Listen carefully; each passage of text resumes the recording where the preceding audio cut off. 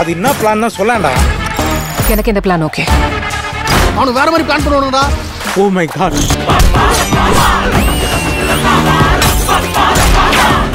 Hai everyone, welcome to Om Brewok Story. Semoga kalian sehat selalu dan diberikan rezeki yang berkah ya. Kali ini Om akan membahas cerita film action komedi dari Vijay Sethupathi yang berjudul Ace. Film keluaran tahun 2025 ini menceritakan seorang kriminal yang mencoba memulai hidup baru di Malaysia. Tapi berjalannya waktu, dia malah bertemu dengan seorang gadis yang membuat dia jatuh cinta. Mendengar kisahnya sektu gadis, jagoan kita pun malah berniat kembali ke dunia kelam demi menolong tuh gadis. Tapi malah berujung belangsak. So, mau tau nggak keseruan film ini? Langsung aja deh, bemper Om Brewok Story.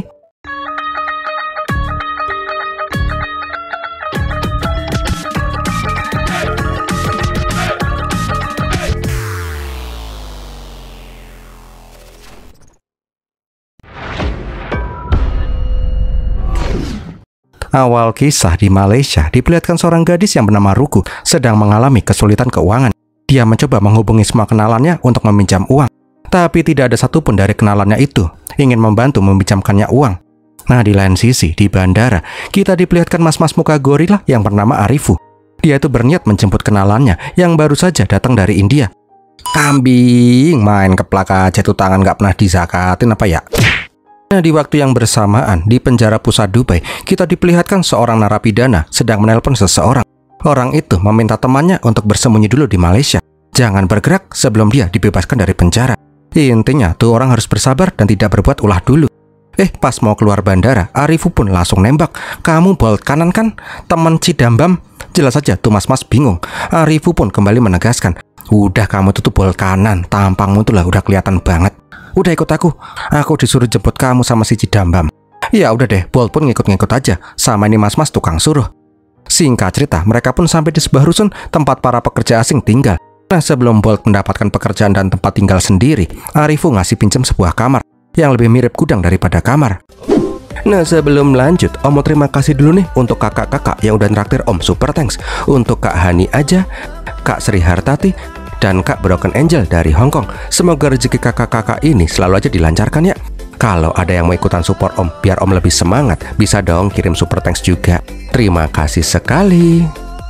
Di lain sisi, diperlihatkan seorang polisi yang bernama Raja Durai sedang menunggu bersama cewek yang bernama Preti. Gak lama kemudian, datanglah mas-mas alay yang berambut ungu. Rupanya, Mas Tejo rambut ungu itu mengancam akan menyebarkan video mesum Preti yang dia simpan. Sebagai polis yang baik hati, tidak sombong dan rajin menabung, Durai langsung mengeplak tuh mas-mas alay sampai dia tulung-tulung. Durai pun mengancam kalau sampai video itu bocor, Tejo akan dibuat jadi pepes Tejo. Jelas saja Preti sangat bersyukur karena bertemu dengan polisi baik seperti Durai. Namun bangkeknya, Durai itu nggak sebaik yang dia kira. Durai itu menolak mengembalikan HP-nya si Preti yang berisikan video ewek-eweknya. Bahkan Durai meminta si Preti datang ke rumahnya malam ini juga. Durai pengen ngerasain enak-enak sama ini Preti. Kalau Preti menolak, video itu akan Durai sebar. Setelahnya Preti akan dia tangkap. Oh, polisi bangke ternyata ini orang. Keesokan harinya, Bolt pun jalan-jalan keliling-keliling. Nah, pas naik bis, nggak sengaja dia bertemu dengan si Ruku yang langsung memandangnya dengan rasa penuh curiga. Emang siak, mukanya Bolt itu emang copet tebel banget. Sampai ada mas-mas yang kehilangan HP-nya. Tanpa ragu, Ruku membisikkan, coba periksa mas-mas brewokan baju biru itu, dia tuh malingnya. Pas digeledah, ternyata HP itu mas-mas cuma jatuh di lantai. Bukannya meminta maaf sama si Bolt karena udah mencurigainya, Ruku malah langsung melengos pergi begitu aja. Tentu aja Bolt mempertanyakan kenapa dia yang dituduh sebagai maling HP. Padahal kenal sama Ruku aja enggak. Rupanya sebelum ini Ruku itu udah mengamati si Bolt.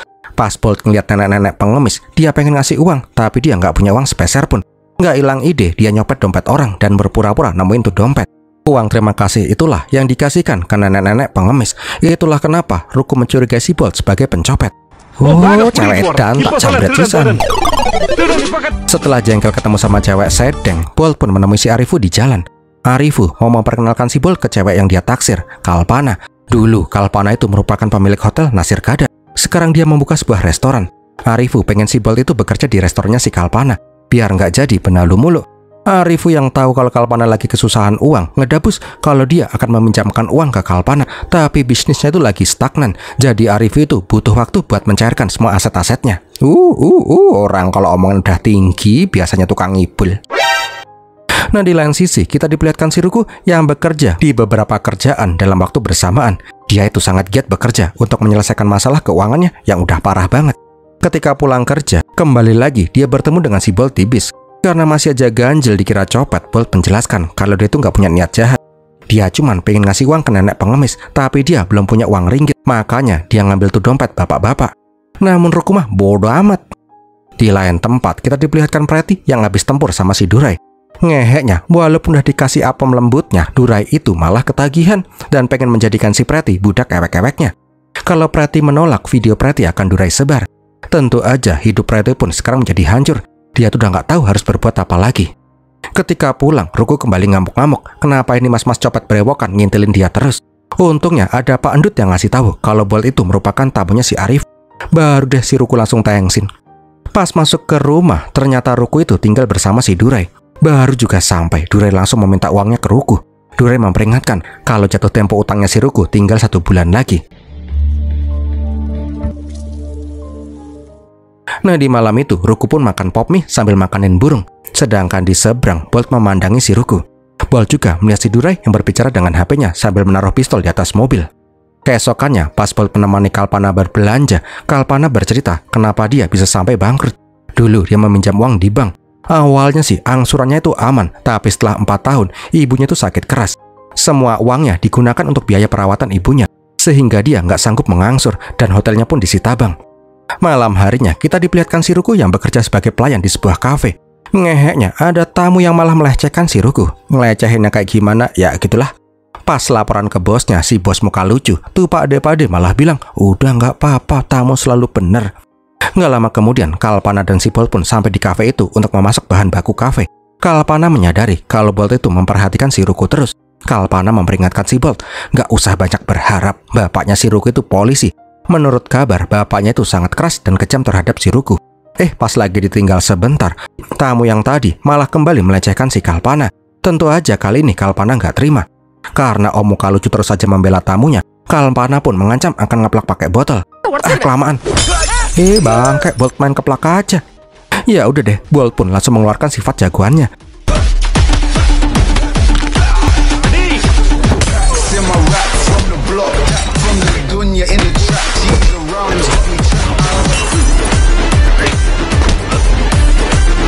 Bu, ayo keplak, Bu, ayo keplak. Kelamaan, sini aku yang napokin.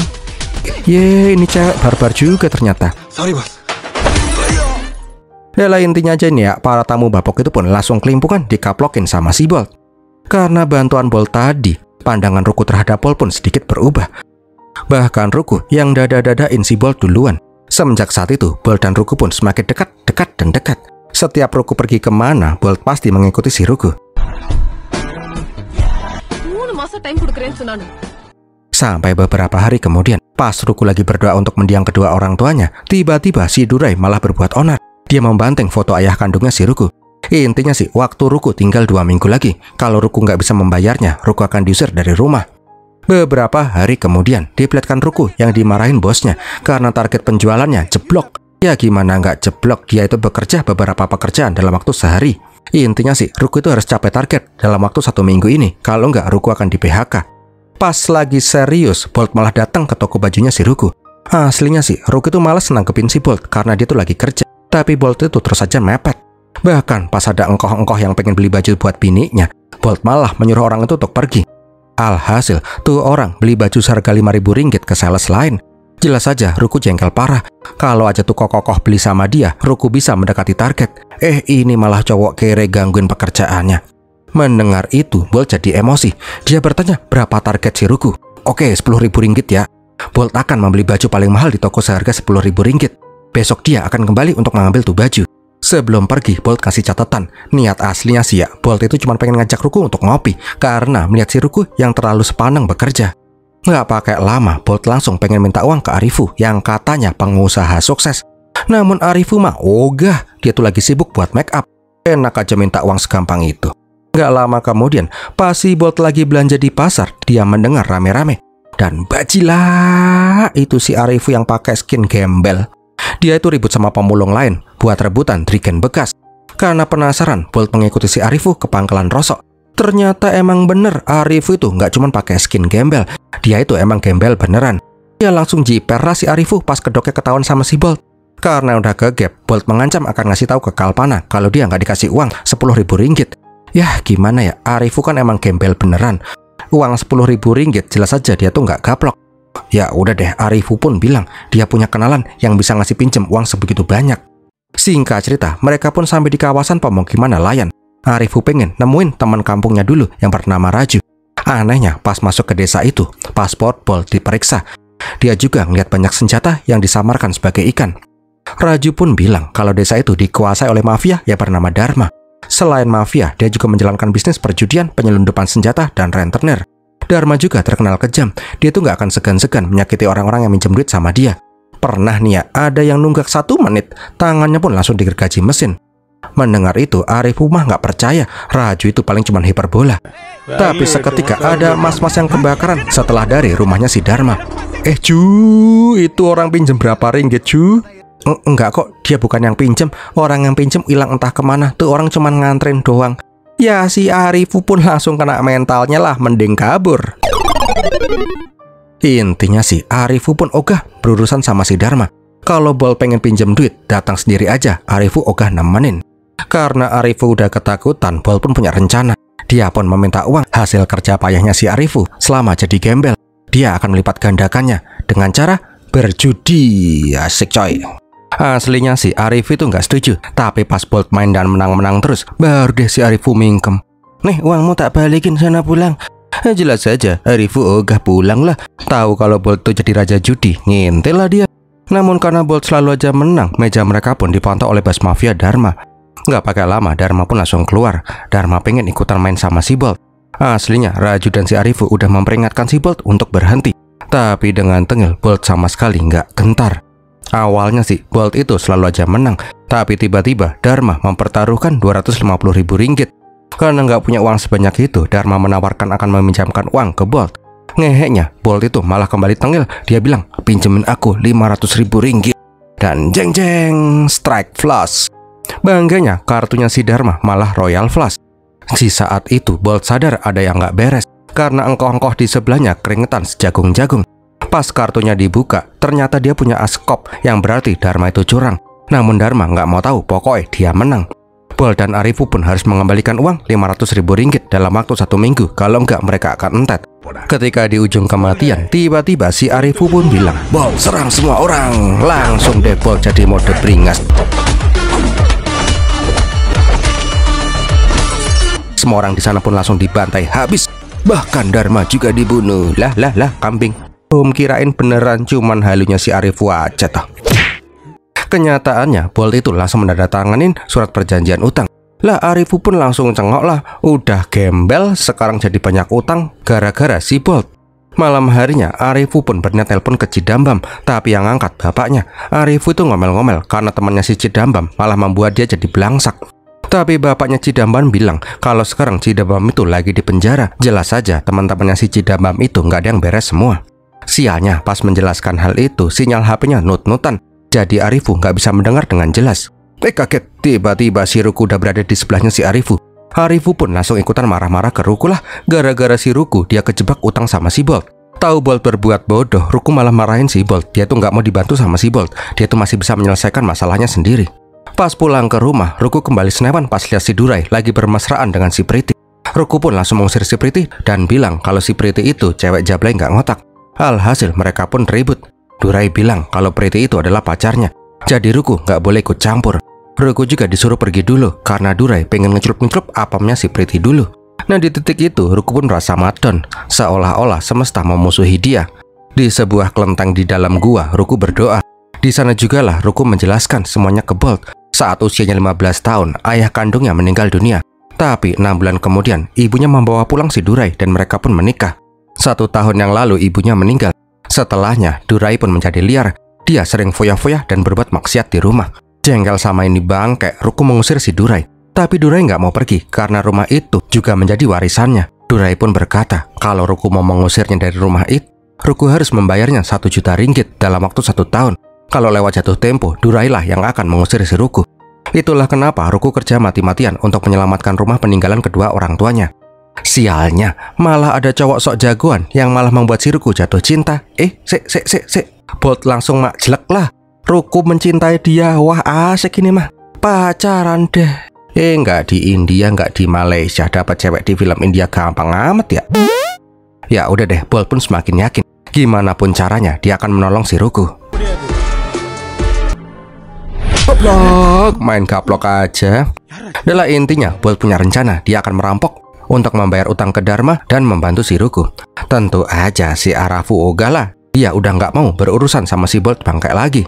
Siang harinya, Bolt berencana menemui si Dharma. Dia mau bilang kalau dia tuh cuma nemenin si Bolt dan nggak ada hubungannya sama si Bolt. Ngeheknya, Arifu itu malah ngeliat si Dharma lagi menyiksa orang yang nganterin temannya pinjam duit. Langsung ciut lah tuh nyali. Mau nggak mau, sekarang Arifu harus ikut rencananya si Bolt. Aslinya si Bolt udah nggak butuh bantuannya si Arifu, tapi Arifu terus-terusan aja memohon. Karena ini biawak terus saja ngerengek, ya udah deh, Bolt pun setuju. Dia pun menyuruh si Arifu standby dengan motor curiannya di tempat yang sudah ditetapkan oleh si Bolt. Soal perampokan biar urusannya si Bolt. Rencananya Bolt akan merampok Bank OCOC. Rupanya selama ini Bolt itu udah mengintai tuh bank. Bahkan yang Om kirain Bolt lagi memantau si Ruku, tapi kenyataannya Bolt itu lagi memantau Bank OCOC. Singkat cerita, hari perampokan pun tiba. Dengan memanfaatkan truk colongan, Bolt menghalau mobil pengiriman uang. Nggak pakai lama, Bolt langsung melempar bom mengantuk yang membuat semua orang di sana langsung pulas. Bolt juga langsung berusaha membuka berangkat. Sayangnya ada petugas yang masih sadar dan menekam alarm yang langsung diterima oleh kepolisian. Inspektur Danes langsung memerintahkan semua anggotanya untuk ke TKP.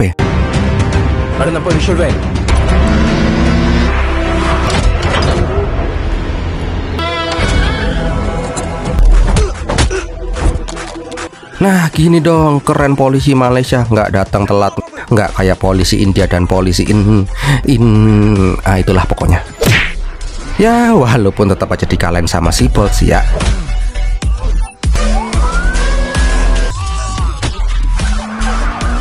Singkat cerita, Bolt berhasil mengambil semua uang dan membegal motor polisi. Kejar-kejaran deh.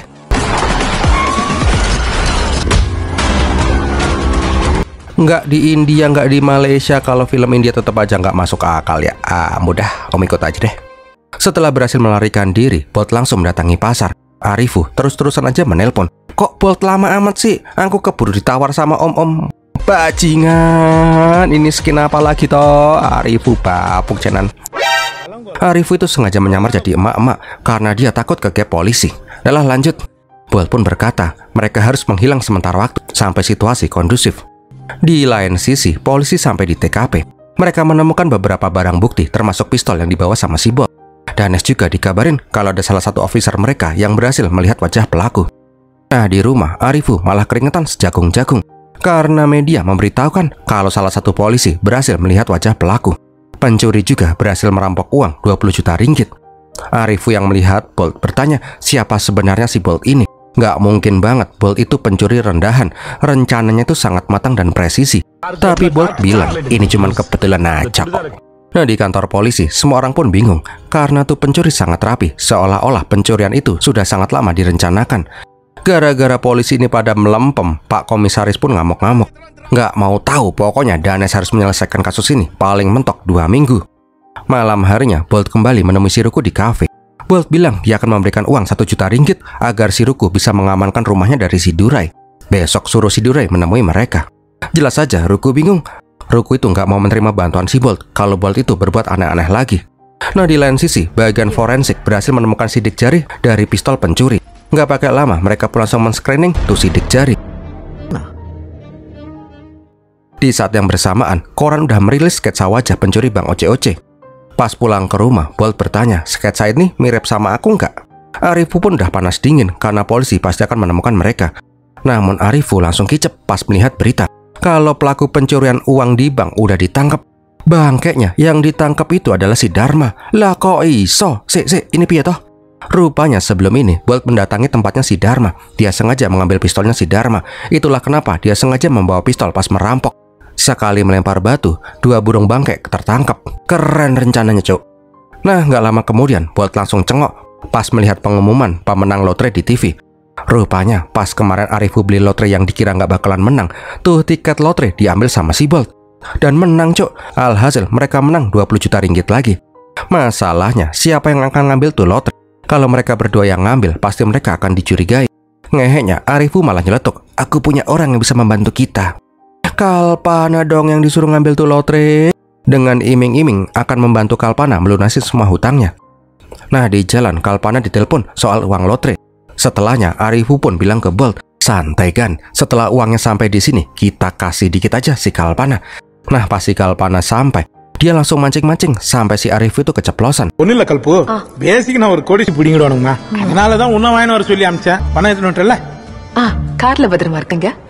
அது வீட்டுல பத்திரமா இவளுக்கு எப்படி Rupanya telepon Arifu itu belum dimatiin, kan bangke. Ya udah deh, kepalang basah, mereka pun cerita yang sebenarnya. Arifu bilang, gara-gara si Bolt pengen nolong si Ruku, semua masalah jadi runyam. Tapi gara-gara mendengar si Bolt yang pengen menolong si Ruku, Kalpana pun malah jadi mendukung si Bolt. Daripada sepaneng, mending mereka menikmatin semua uang gratisan itu.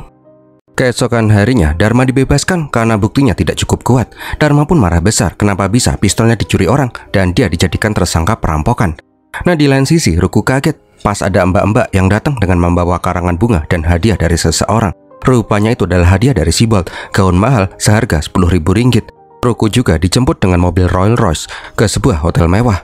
Nah, di dalam Bolt sudah menunggu dengan keren. Ruku juga kaget pas Bolt membawakan uang 1 juta ringgit untuk menebus rumahnya si Ruku dari si Durai. Namun Ruku bertanya-tanya uang dari mana sebanyak itu. Nggak mungkin juga kan dia bilang abis nolong bank. Bolt pun cerita kalau dia dipinjemin sama si Kalpana yang baru aja menang jackpot. Beberapa saat kemudian Durai pun sampai. Namun pas melihat sosok si Bolt, Durai langsung cengok. Ternyata polisi yang kemarin berhasil melihat wajahnya si Bolt itu adalah si Durai. Jelas saja Durai pun langsung keluar sifat bangkainya. Dia mengajak Bolt untuk berbicara empat mata. Durai mengancam akan menangkap si Bolt dan bilang ke semuanya ke Ruku kalau pacarnya itu merupakan maling uang dari bank OJ-OJ. Durai akan tutup mulut, tapi dia meminta semua uang yang dicuri sama si Bolt dikasihkan ke dia. Nah, di saat yang bersamaan diperlihatkan si Dharma and the Gang yang juga mampir ke hotel itu. Tujuannya untuk nagih utang ke Pak Satpam. Ngeheknya Arifu gembel yang pengen ngerokok malah minta api ke Dharma. Ya langsung ngacir lah ini orang pas ngeliat Pak Depade badan sterek. Jelas saja ketangkep lah itu si undur-undur. Sialnya pas si Arifu ketangkep, Bolt dan si Ruku juga malah berjalan ke sana. Ya si Bolt ikutan ngacir lah daripada dia juga ikutan ketangkep.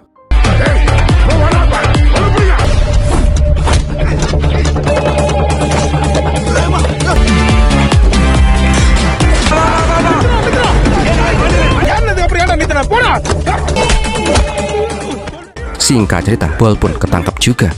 Belkedesnya, Arifu yang mulutnya losdol malah jeplak kalau mereka lah yang merampok Bank OC-OC.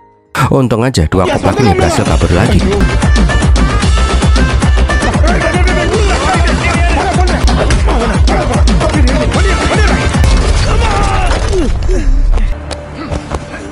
Di saat yang genting, Kalpana pun muncul.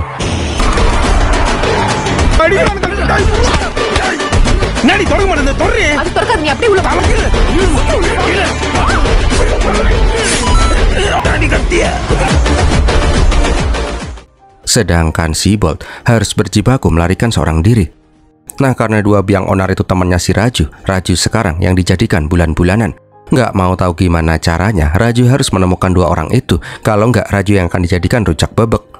Nah, di rumah, Kalpana dan si Arifu langsung pengen menyembunyikan semua uang mereka dan kabur. Sialnya, si Ruku malah melihat semuanya. Karena udah kepalang basah, Ruku akhirnya dikasih tahu fakta yang sebenarnya. Tentu aja Ruku marah besar ke Bolt. Dia tuh nggak habis pikir dengan pola pikirnya si Bolt. Ruku itu masih sanggup buat ngurusin dirinya sendiri. Ya udah deh, Bolt pun menceritakan omongan Durai pas di hotel. Bolt aslinya setuju akan memberikan semua uang rampokannya ke Durai, asalkan Durai keluar dari rumahnya si Ruku dan tidak mengganggunya lagi. Tapi emang dasarnya Durai itu polisi bangke. Durai malah bilang kalau dia nggak akan menerima syarat apapun. Walaupun dia sudah menerima uang itu, Durai nggak mau pindah. Dia juga udah ngincar Ruku dari masa remaja. Durai pengen banget ngerasain apa lembutnya si Ruku. Mendapati fakta itu, Ruku pun langsung lemes. Kerja kerasnya selama ini cuma terbuang sia-sia. Sialnya, Kalpana itu ditelepon oleh saudaranya kalau Dharma and the Gang mendatangi rumah sakit ibunya si Kalpana dirawat. Kalpana pun bingung parah. Dia tuh nggak mengira kalau ibunya sekarang ikut terlibat. Ya udah, karena semua udah di ujung tanduk, Bolt pun punya rencana agar mereka semua bisa lepas dari si Dharma dan si Durai. Singkat cerita, Bolt menjelaskan rencananya pakai gambar anak TK.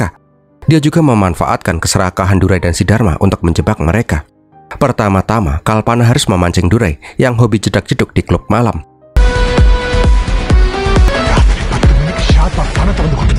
Di saat yang bersamaan, Arifu harus standby di dekat rumahnya si Ruku, membaur dengan karnaval. Ruku juga di make upin seolah-olah dia habis digebukin oleh si Durai dan menunggu di depan kantor polisi sampai Bolt memberi aba-aba. Ngeheknya, Arifu itu malah bangke. Dia itu nggak yakin rencana Bolt akan berhasil. Dia langsung menelpon si Raju, yang intinya Arifu pingin minta tolong ke Raju buat ngambilin pasportnya yang ditahan sama si Dharma. Arifu akan pulang ke India aja daripada dia jadi dendeng di Malaysia. Tanpa tahu kalau sekarang Raju itu sedang bersama si Dharma. Melihat ada pergerakan, Bolt langsung menyuruh si Kalpana untuk menahan si Durai lebih lama. Tapi Durai itu udah nggak mau menunggu lagi. Dia itu udah kebelet pengen ewek-ewek sama si Kalpana. Mau nggak mau, Kalpana pun harus berimprovisasi.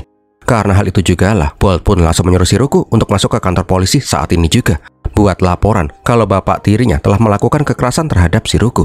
Setelahnya, Bolt pun langsung menembak dinding sebanyak 2 kali. Kembali lagi ke Arifu. Dia yang ditemuin sama si Raju langsung cengok karena Dharma ikutan sama si Raju. Singkat katanya, Arifu pun mengajak si Dharma and the gang ke rumahnya si Ruku. Namun si Bolt udah hilang entah kemana. Seketika lampu pun langsung padam dan keluarlah jagoan kita. Rupanya semenjak awal Arifu itu nggak berkhianat.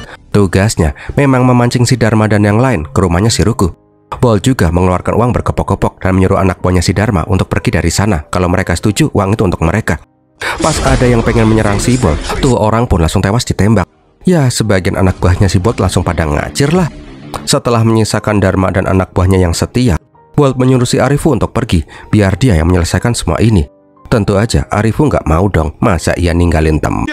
Tapi pas Bolt diserang, Arifu langsung kabur. Oh, dasar Arifu babi hutan. Singkat cerita, terjadi pertempuran hidup dan mati.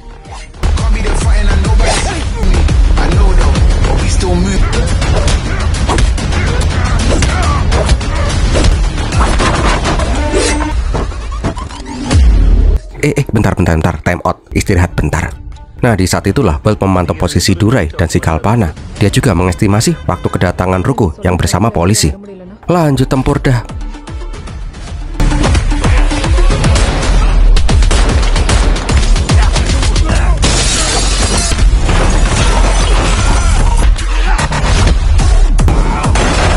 Pas lagi seru-serunya terdengar suara tembakan. Rupanya Arifu itu kembali untuk menolong si Dharma. Lah kok jadi keren ini orang.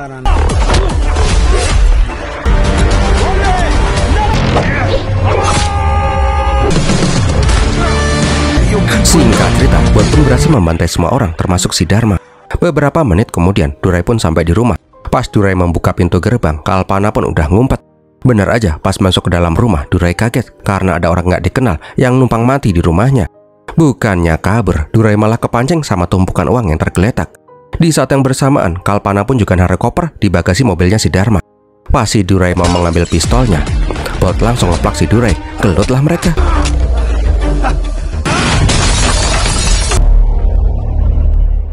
Setelah Durai kepleh-kepleh, Bolt langsung meninggalkan Durai begitu saja. Gak lama kemudian, Ruku pun sampai di rumah. Pas Ruku masuk ke rumah duluan, Ruku membunyikan suara tembakan, yang mana membuat polisi pun langsung menembak mati si Durai. Karena hal itu jugalah Danes berasumsi kalau Durai dan si Dharma itu berkomplot merampok bank OCOC. Karena pertikaian internal, mereka pun saling bunuh. Itu semua dibuktikan dengan ditemukannya uang di rumahnya si Durai dan bagasi mobilnya si Dharma. Melihat berita kematiannya si Durai membuat si Preti sangat puas. Dia tidak perlu lagi menjadi budak ewek-ewek polisi bangke. Beberapa hari kemudian, kasus perampokan OCOC pun ditutup. Setelah semua ini selesai, Ruku pun bertanya, siapa sebenarnya si Bolt? Kenapa dia bisa merencanakan siasat yang sangat sempurna? Pas Bolt menjelaskan siapa dia sebenarnya, Arifu pun menelpon si Cidambam. Dia berterima kasih ke Cidambam. Karena si Bolt kanan, Arifu sekarang jadi konglomerat. Dan dia pun udah nggak gembel lagi. Lah Cidambam bingung lah, Bolt kanan nggak pernah berangkat ke Malaysia coy. Uang sangunya habis buat judel.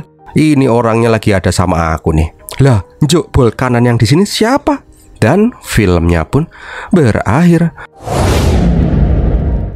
Wah, gimana film ini sob? Semoga menghibur ya. Kalau kalian suka silahkan like, komen, dan share. Jangan lupa subscribe. Terus kalau ada yang mau support Om bisa dengan super thanks ya. Om bakal apresiasi sekali. Terima kasih juga udah nonton sampai di detik ini. Om Brewoks pamit dulu dan Pirmilatin.